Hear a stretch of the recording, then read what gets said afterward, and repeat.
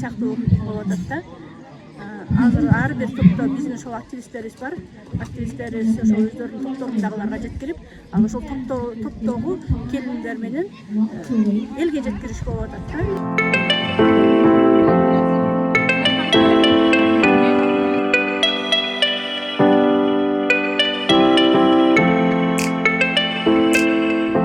Бардык витамини бар, помидорсу, капуста.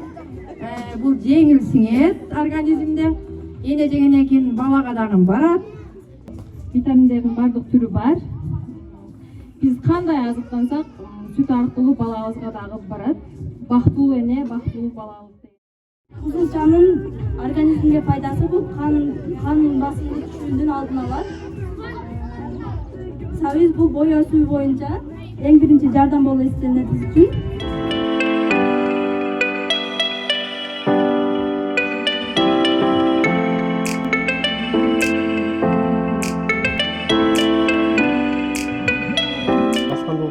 Себептердин бири эле негизги себеби туура тамактануу. Тамактануу абалын жетишсиз тамактануу деп коет. Тамактануу абалынын начарлыгы болуп эсептелет. Экинчиси бул ошол начар санитар гигиеналык деп талап деп коет. Ошол гигиена начар болсо дагы эле ошол аскандык алып келет. Үчүнчүсү тукум коожолук бул өтө аз санда да, өтө аз санда болуп эсептелет. Ошондуктан биз негизги багытты ошол тамактанууга жумшап атабыз да.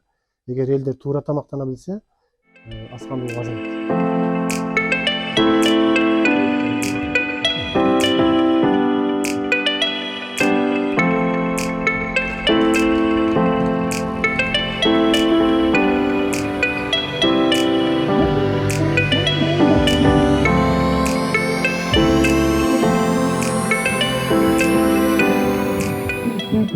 Yeni nominasyasına iyi oldu. Gelin.